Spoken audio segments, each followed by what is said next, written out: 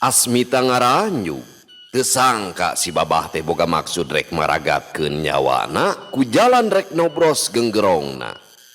Kalawan rikat sakilat manehna ngejat luncat ka gigir bari hiuk ngababukeun botol kana ramo si babah anu ngajorelat. Botol teh peupeus mancaura teu beda we dibabukeun kana beusi. Asmita ngaranyu ngadua kalian leuwih-leuwih manehna ngarasa reuas dumeh ayeuna mah ramo-ramo si babah terus nyuruntul rek nobros iga burung anu jolna ti gigir. Memang kuluncatna Asmita ka gigir si babah oge geuwat ngarobah kuda-kudana nuturkeun gerak Asmita ka gigir. Tapi Asmita rikat narik suku kencana ka tukang bari ngababukeun potongan botol anu masih dicekel. Si babah ngarti kenapi bahayaeun teu sanggup ari kudu ngadukeun ramo-ramona jeung juru beling anu marencos tur seukeut mah anu teu beda we ti pakarang. Sakilat ramo anu rek dirojokeun teh ngaleungit. Pletrang! Karasa aya nu antel kanapi geulang leungeun Asmita nepikeun ka potongan botol teh menceleng. Nu akibatna Asmita luncat mundur ka tukang teu wudu we leungeunna ngarasa nyeri oge. Hayya, wontong ngejas ya, lasa lolang kampung teu boga laja kae sia, ha? Ceuk si babah bari jebi.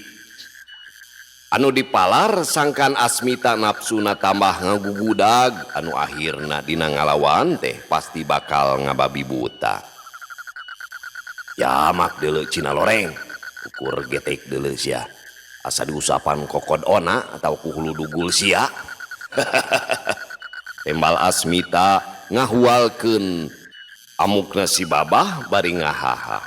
Ugu we jadi sanjata makan tuan. Si babah anu tadina mancing teh jadi ngarasa lenglengan ngadenge panghina anu jadi lawan. Anu akhirna manehna sorangan nu leungit temah wadi. Dina ngayakeun panarajangna teh geus teu dibalitungkeun deui kumaha untung rugina. Hiat! Si babah luncat, narajangna teh lir upama raja wali nyamer bagong. Sukuna ngalayang, ramona meber. Asmita mireungeuh kahebatan panarajang si babah, rikat ngagilek bari ngagunakeun ulin depok dina ulin pamonyet warisan ti bapana pribadi nyaeta mangsal hapi. Waktu si babah milea ngalayang luhureun sirahna, Asmita rikat cengkat bari ngarobah pasangan. Tembong suku si babah merengkel ka tukang sakilat klep bae ditewak bari langsung dicentok dina gaya pamonyet ngalajengkol bari ngawangun kuda-kuda anu namleg page. Ugu we tumrapna ka si babah lain deui hebatna. Sasat manehna keur luncat dikait sukuna geus teu bisa ditarekahan deui ngan gedebut bae si babah gondok teh ti beubet. Ngan bubuhan ninggang jelema nu ngabogaan pangalaman dina urusan silat bawa ti nagrina si babah geus hasil nyalametkeun sirahna teu nepi teuing ngabeletuk ngabentur taneuh ku jalan ngagunakeun dua leungeunna dipake nahan kana taneuh dina gerakan cak-cak murag jeung liong barongsai meulit bumi. Gurinjal maksudna mah si babah terek hudang. Tapi Asmita teu mere kesempatan. Dudung sukuna digusur. Atuh teu wudu anu deuk hudang teh tanagana jadi ngenoran. Ari pek digusur satakerna puguh we beungeutna barabak teu beda we ti urut diparudkeun kana taneuh garing anu pinuh ku batu karikil. Kurimpal si babah maksakeun maneh bari ngejatkeun sukuna atuh bolonyon lesot dina panyekel Asmita.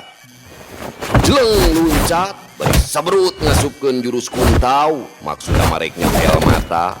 Asmita rikat nyerong bari neke ramona tapi si babah geuwat rikat narik deui leungeunna. Dina kayaan kitu sup Asmita ngasupkeun sukuna ka jero bari ngasupkeun beureupna kana hulu angeun. Des. Si babah ngahanju bari badana ngajengkang sarta terus disusul ku jurus tajong pamonyet anu sakilat nyayang kana kakawetna nepikeun ka kalecina ngereles. Bak.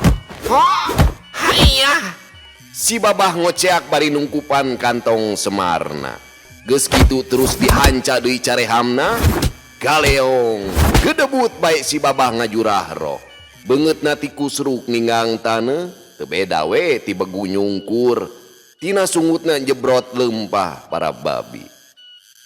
Pamiarsa sadayana, lantaran ieu dua jalma teh padungdungna di sisi jalan gede, atuh tita tadi oge geus pinuh kuno lalajo, diantep soteh teu dipisah dumeh sarerea naksir yen Asmita aya dina pihak anu unggul.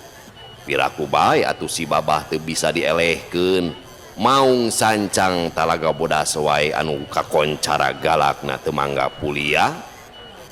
Sedengkeun ari si babah urang nangka pait mah eueuh nu teu ngarewaeun atuh saurang oge lantaran jelemana adigung lengus ka urang lemur salilana ngan hayang ngahina we komo jalma-jalma anu baroga warumah ka cida ceceubna ka si babah gondok teh.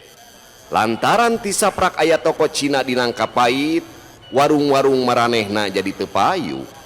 Nu baralanja teh ngagebreg di toko si babah gondok sanajan bener jelemana mah pikacuaeun tapi kayaan barangna papek jeung murah deui hargana. Ayeuna sanggeus kabuktian si babah gondok teu wala kaya nu ngadegdeg teu ngalobakeun diomong ngan regeyeung bae si babah teh direreang pada mangku ka jero tokona diasongkeun ka si ona pamajikanana nu tita tadi cangcingcong riweuh sorangan teu puguh ngahartikeunana.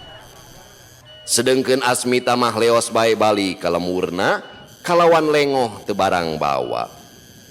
Saja jalan manehna teu oleh mikiran naon-naon anu bakal karandapan ka hareupna.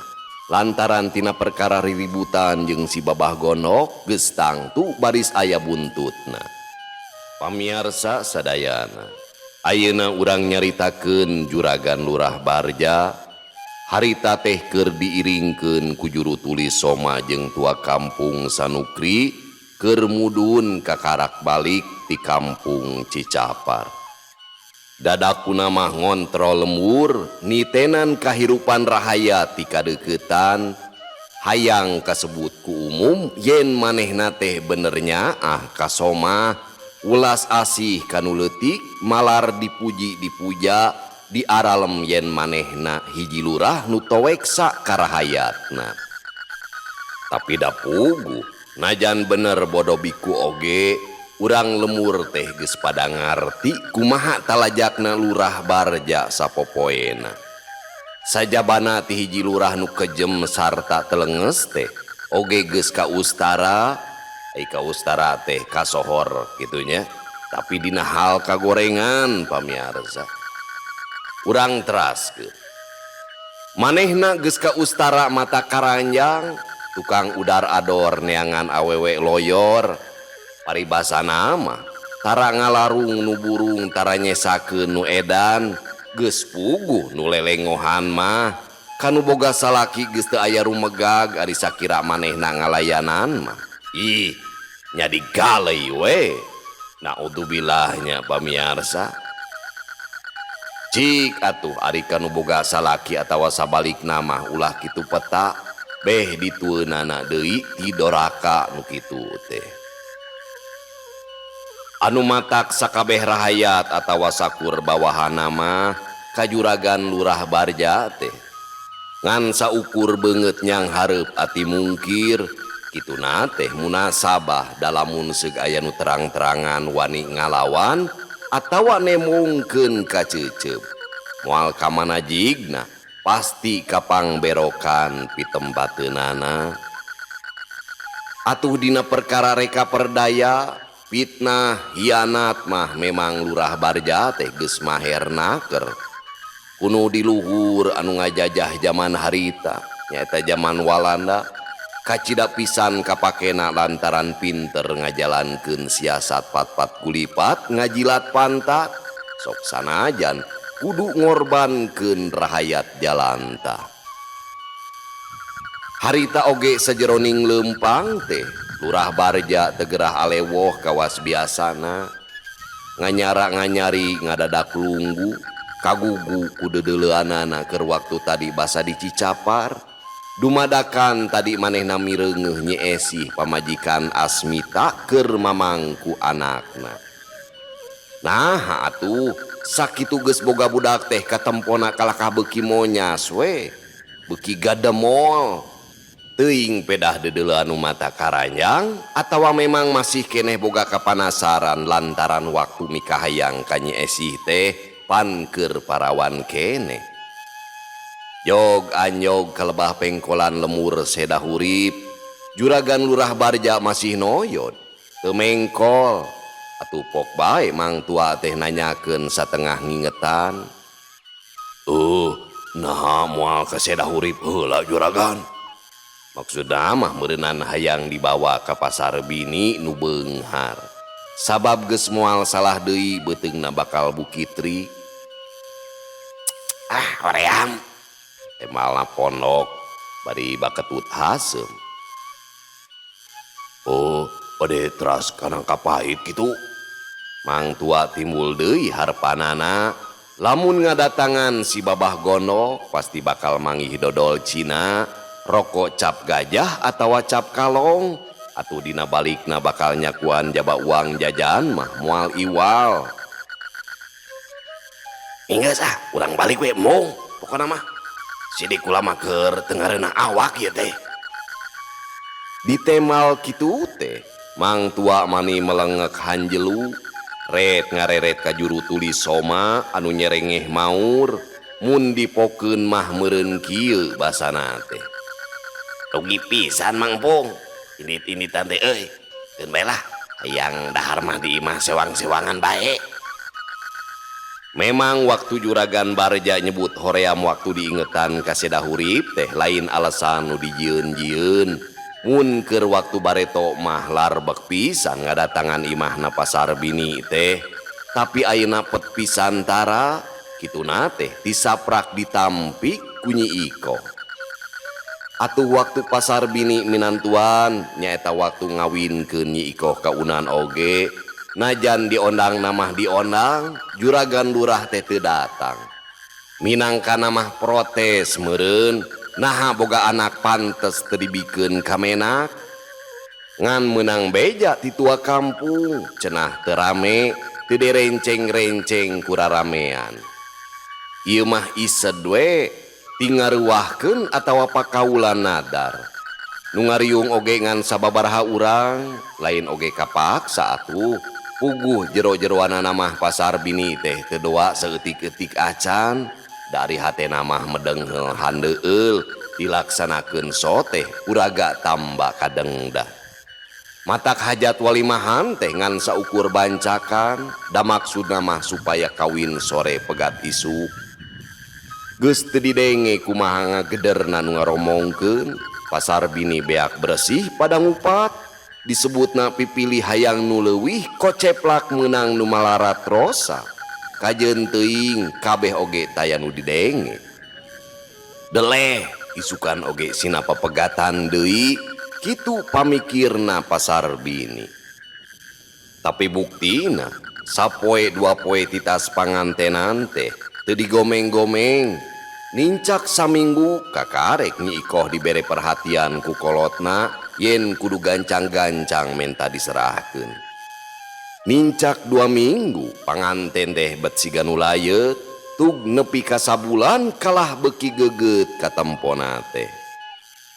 Dek ka Nyi Ikoh dilelekan ku pasar bini diwowoleh dinaha-naha bet kitu kalakuan ari tembalna teh geus jadi milik abdi kudu boga salaki kakang unan ku kituna moal galideur patekadan seja tetep kumaula kumereb kanu jadi salaki taya maksud ngijing sila bengkok sinembah.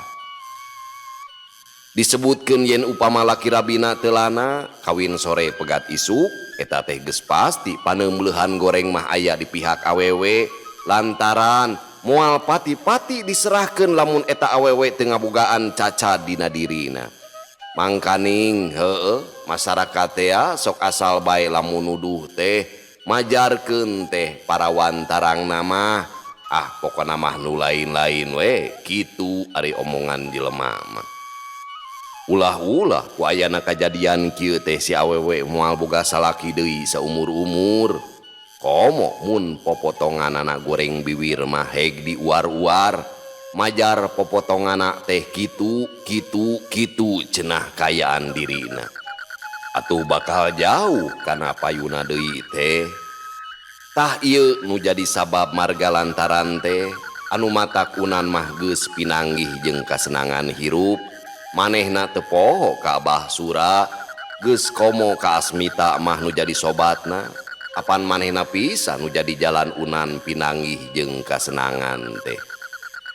Minangka pamulang tarimana Asmita dijejeuhkeun dipangmelikeun saluk kebon jeung huma supaya teu ripuh-ripuh teuing ameh teu ngandelkeun tina dagang areng hungkul. Ieu sababna nu matak Lurah Barja ngarasa hoream rek ngadatangan ka kampung Sedahurip teh.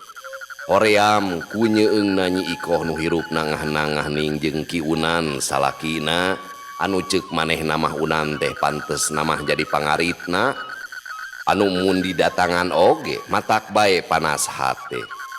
Eukeur mah tadi dicicapar geus ngarasa teu geunah mireungeuh Nyi Esih nu katempona matak hanaang nu keur hayang nginum. Sanggeus ngadatangan kampung Sokol, Juragan Barja terus bae ka balai desa, ka desa Sukamenak. Sadatangna gubrag bae satengah mebeutkeun maneh kana kursi, sedengkeun juru tulis Soma jeung tua kampung Sanukri gugek dariuk teu terus barali ka imahna. Kurang ajar si Sarbini, kawas nu kurang saeundan. Hari nu aya dedeleuan anak kabeh ditolak, tapi jelema kokoro nyosok malarat rosa ditarima. Naon geura untungna minantuan kasih Unan ari lain rek dipake purah tunggu kebon mah. Juragan Lurah Barja nu ngarasa jadi papayung di desa Sukamenak teh kawasna mah masih neuteuli sakitu geus aya tauna teh. Rupina mah juragan sieuneun ku si Asmita margi apanan si eta teh sobatna si Unan. Mang tua mairan ngandung maksud nu hayang kapake kudunungan. Alah, naon pikasera beunana si Asmita. Beda eta bedegul. Dah, sakali ngiprat oge piraku teu ngajengkang. Ieu mah rupina Mang Sarbini teh katipu. Juru tulis Soma nemrong bari pepeta ngarah diandel. Naon pikasieunana si Asmita. Jelema taya kagableg gitu. Empung mah borangan pisan teu beda we jeung si Sarbini. Matak pikasebeuleunnana teh sakitu hirup langlayeuskeun pamajikanana mah herang we nya euy. Lurah Barja bari ngareret ka juru tulis. Nya memang kagaduhna mah teu aya namu dina kabisana. Piraku teu kaemut si belang nu sok ngaranjah lemur purang badog domba oge geuning beres diperenan. Mang tua nyaritana bari ngabiri-gidig muringis. Kumis sangadulangna ngadadak lempes kawas diulasan ti kotok medok. Nya kakarek inget. Tapi ari pamajikanana mah si Esih. Bet mata ngarang sadan ngojet hate euy. Lurah Barja humandeuar. Da atuh muhun eta mah juragan. Yaktos pisan. Ningnang Nyi Esih ka si Asmita mah kedahna ge kaagan. Di nurub cuku moal boa kawas bagawan Sokalima sareng Sri Kandi. Mang Empung lir anu ngabibita panona ngareret ka juru tulis. Sugan teh kuring baen boga pikiran gitu teh. Eta tadi waktu panggih dilakna matak nyeblak, keletna matak nyeredet, maling-maling reret ka dunungan urang euy. Juru tulis ngengklokan. Uguh sarwana duanana oge tukang ngagerejud nu burung. Bisa wae Ki Ulis mari nyarita teh euy. Uguh euy mun teu kagok ku si Asmita mah. Juragan Lurah Seuri ngaheukeuh nungkupan sungutna anu pohang. Asmita kitu diceumpal oge deuh. Teu naon, urang akalan we atulah. Didago ireg talingeunna. Mang tua ngahatean. Nyampung deh lebarku pahinona euy. Cek juru tulis ngabungbuan. dah kitu lis kitu pisan sakitu geus anakan oge beuh dewek mah moal lebar nukerkeun ku nyawa ceuk Lurah Barja. Keur kitu reket bray panto balai desa aya nu nyurungkeun di luar anak pecenghul teh Nyimas Romlah nyaeta pamajikan Lurah Barja anu kolot uguh imahna teh teu jauh tidinya. Naon bahenol teh ulis cek Nyimas Romlah bari ngareret ka Lurah Barja anu sabrehan oge kabireungeuh parobahan beungeutna nyiak pias. Tak nun muning dep sun muning bule temal juru tulis soma agak ege sabulang bentor uguh bangsa tibetahkeun. Pantes atuh ari muning bahenol mah Kang Lurah oge mani wantun eta nukerkeun ku nyawa muning kagungan saha cenah eta teh Kang Lurah. Nyimas Romlah ayeuna mah malik nanya ka salakina. Paromana teriuk-riuk siga nu teu ngandungna naon. Taeun lah dasar we eta mah ki ulis muning lintu hayo disebut bahenol geura. Kawas Lurah Barja tekebat.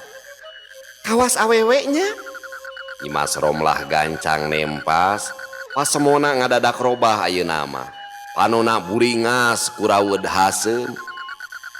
Kitu we nya init-initan teh lain ngontrol rahayat nu kurang daharna kurang pakena tapi ngadon udara ador we neangan bikang na teu wargene sakitu geus boga opal teh Kang Lurah. Nyimas Romlah ayeuna mah bener-bener ngambek sing horeng ti tadi manehna teh ngintip-ngintip ngadedengekeun ti luar. Ae kunaon ieu teh ari Nyimas sok tara pugu-pugu harita teh batur mah keur nyaritakeun muning depa. Nya omah mah sok goreng sangka ka salaki teh. Juragan Lurah siga nu heueuh ngamek ameh dipianel. Oh, na pamajikan si Asmita teh muning gitu? Teu gableg ka era. Awewe geus gableg salaki hayo bae dipikai ngetrek di Koromeo. Da iya pamawana teh juru tulis cacingeun jeung tua kampung gejul. Nyimas Romlah ambekna jadi murang maring. Mireungeuh Nyimas Romlah bener-bener ngamek mah teu wudu kabehanana pehek oge. Juragan Lurah muringis bari ngusap-ngusap tarangna nu garinjul sesakuris geus asabek we tulang pantodang sadina huluna.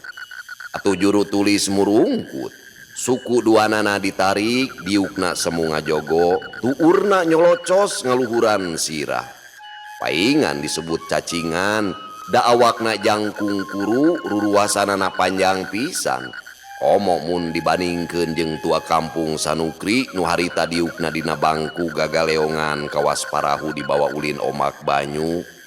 Maksuda mah dek nyarande ngan bangku teh panyarandean ari awak ngadeg-deg sarta tuur nyorodjod ngarasa paur ningali Nyimas Romlah nu keur nyeuneu.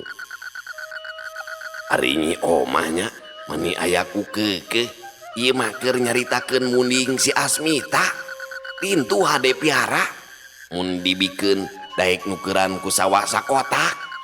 Juragan Lurah neger-neger maneh mungkir.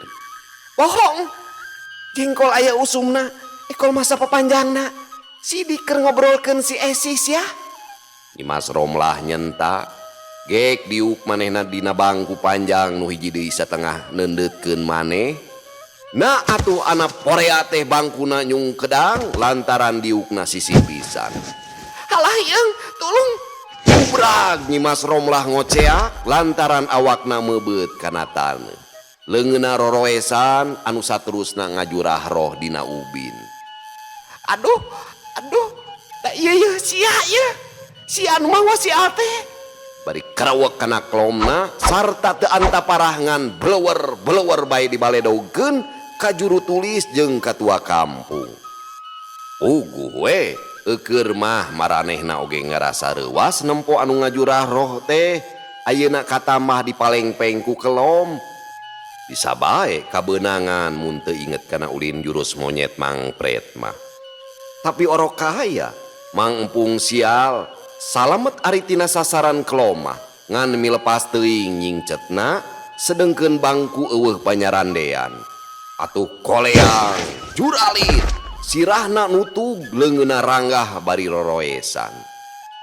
Barang jeung ngagubragna Mang Empung, juragan lurah ngagentak muruka Nyi Romlah anu keur kusah kose ngan orokaya sukuna ti kudawet kana suku bangku.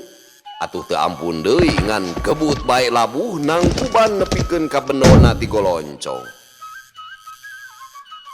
Ae naon atuh Nyi Omah teh?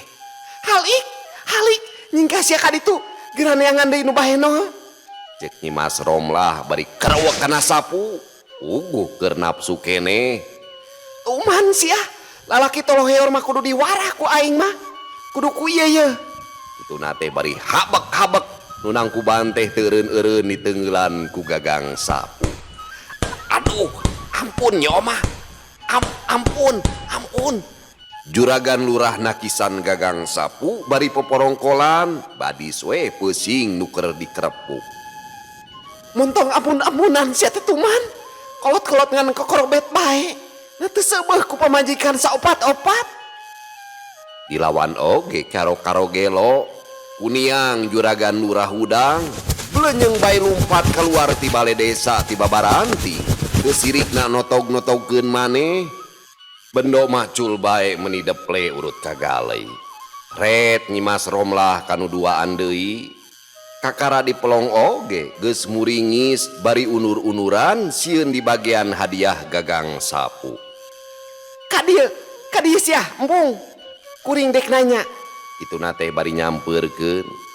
Tua kampung nu memang hatena geus kalimpudan ku kasieun mireungeuh kitu teh teu beda we jeung nu disampeurkeun ku singa lapar. Teu anta parah deui ngagentak manehna balik kanan seak gajleng luncat keluar. Tapi sial deui bae waktu manehna luncat kabeneran panto teh katebak ku angin. Atuh puguh we ari jedak teh sirahna nu buruk panto balai desa. Blung blabu duut hitut. Ret ka Nyi Lurah geus teu mikiran deui ka nyeri bretek bae lumpat notog-notogkeun maneh. Juru tulis soma teu tinggaleun nurutan Mang Empung rek ngabecir ngan cilaka.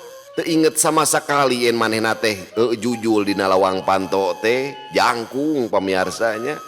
Puguh we ari gajleng teh ari gedor we sirahna ngaheden kusen. Kabayang. Mana teuingnya bencenur. Tapi teu ieuh dirasa. Bari nyekelan sirahna nu buncunur tur karasana matak lungleng, manehna lumpat ti paparetot, kokoloyongan teu beda we ti hayam kaceke. Lumpat meleteng nuturkeun tua kampung nu geus leuwih ti heula ngabecir teu beda we ti nu diberik munding edan. Abong adat kakurung ku iga.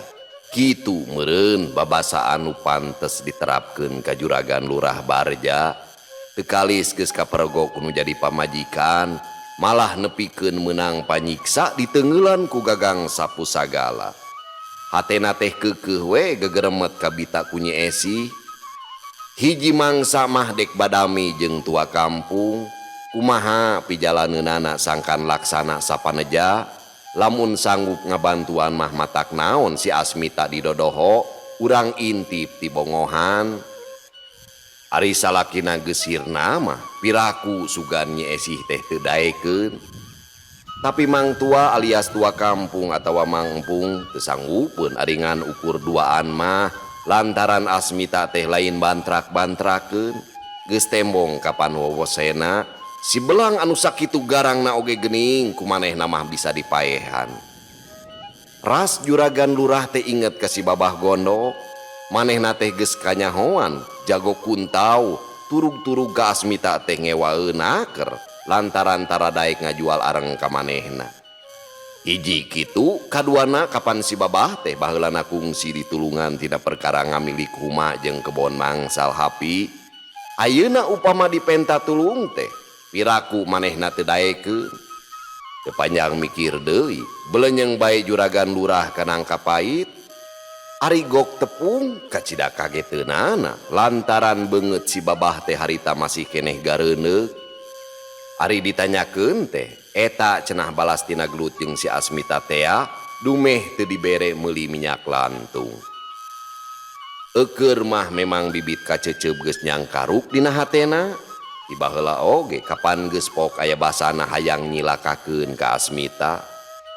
Geus badami malah saliwat mah ayeuna dikumahaan pisan. Atuh haripetna keur dina nyanggupanana teh.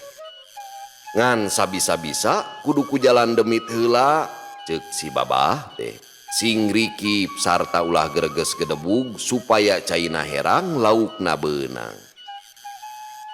Hayya tak kitu we julagang ku jalan licin we lah di kelasan mah si Asmita wal weunang lia pintel main po julagang pintel main po ceuk si babah satengah ngelingan. Teu sangkanya nah pisaha ku guruna sugan teh eueuh kabacus tas si kasebelan teh. Juragan Barja bari unggut-unggutan. Hayya oe oge teu nyangka salikilika acang julagang lamun halita oe teu pasang ilmu walongsai meulit bumi jeung ilmu caca laglag wah cilaka oe mal wegah silah ceuk si babah cungar cengir bari ngarampa sirahna. Nya, kapan babah teh pinter kuntau. Tapi eta beungeut mani bocok kitu. Heuh nya heuh, ena mah geus atuh urang make jalan demit bae nya. Tapi perlu neangan batur tiluan mah. Bisi ku demit sulit, nya kapaksa urang tarahal we lah. Kira aku sugan ari dikoroyok mah. Pamiarsa sadayana. Sedengkeun Asmita anu keur diarupatna mah teu mantra-mantra acan jadi bulan-bulanan kageuleuh jeung kaceuceup juragan Lurah Barja katut si babah gondok teh harita oge manehna mah geus rek sajungjungeun indit ka gunung rek ngareng deui. Sanggeus tarapti jeung papatah kanu jadi pamajikan yen kudu bener-bener ngajaga budak leos bae manehna mah indit nu disorang mimiti namah sisi kebon terus malibir ngaliwatan pahumaan anu parena keruh rui koneng. Kenca katuheunana pinuh ku tatangkalan. Beuki jauh beuki nanjak ku kurubutan ngambah leuweung nu pinuh kakayon anu ting jelegjeg. Harieum sarta geueuman mata keung. Beras kanu rada lenglang koreleng malibir ka sisi gawir anu lungkawing. Jurangna calanga plir nu keur nungguan mamangsan. Nongoh di ngarekuh nanjak ngaliwatan dapuran tangkal kaso anu ngagigidik. Ungkal pengkol, luak leok nurutkeun jalan satapak. Tungtungna beras bae ka tempat pangarengan, bus manehna asup ka saungna, cucul-cucul babawaan, teu lila kaluar deui bari ngajingjing kampak rek nuar piarengeun. Waktu panon poe tunggang gunung, Asmita diuk dina batu parantina, ngadadak bray. Kajadian baheula waktu galungan jeung maung teh nemongan deui. Kapan didinya pisan adu regeng marebutkeun nyawa jeung si belang teh. Jadi kenang-kenangan oge tiap kadinya kudu we inget bari dibarengan kuting puringkak bulu punduk. Jijiraeun sok sieun ngalaman deui. Sabot manehna keur uleng kitu mikiran sarta inget kana kasieuna na eta mah anak segrok teh tukangeunana aya nu disada gebeg korejat malika tukang ari breh teh ambuing aya begu anu gede nama aya meureun sagede domba adu geus manco di tukangeunana sihungna pasali pikagilaeun untung we teu jol-jol nyuruduknya saak tonggongna. Segrok eta bagong bayangan teh sesegrok deui matana najan semu pete tapi jelas mencerong ka manehna. Suku hareup nu pondok teu daek cicing congorna anu monyong budar gider nembongkeun sihung ari ceulina rancung duanana ajeg heuras.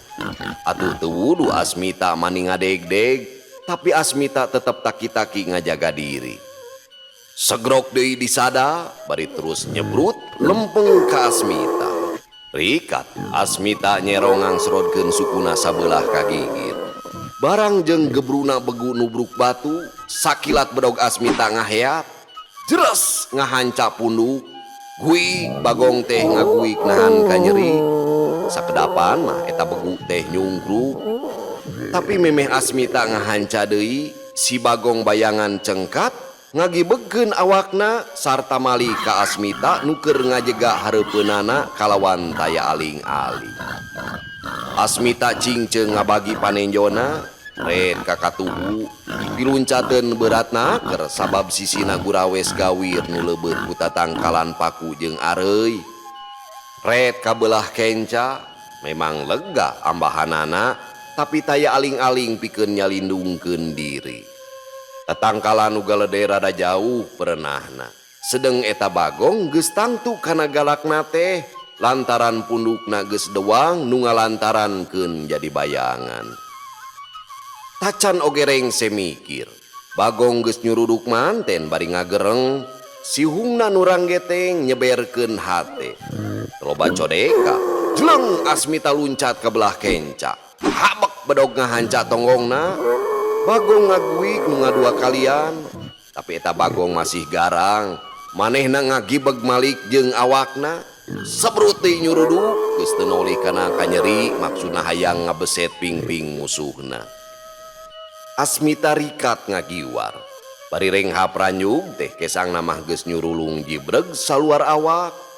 Ari jeleng beteku hanteu sukuna ti kudawet kana akar kai. Kudupruk ngudupung rikat Asmita ngagorempal malik. Si begu teh malik deui sarta nyuruntul ka manehna. Pamiarsa sadayana waktosna parantos teu nyekapan deui. Cag urang tunda di Hanyuang siang, urang teuneun di Haneuleuum sieum paranti nyokot ninggalkeun mangsa datang kasamper deui. Wallah muwafiq ila aqwamit thoriq. Wassalamualaikum warahmatullahi wabarakatuh.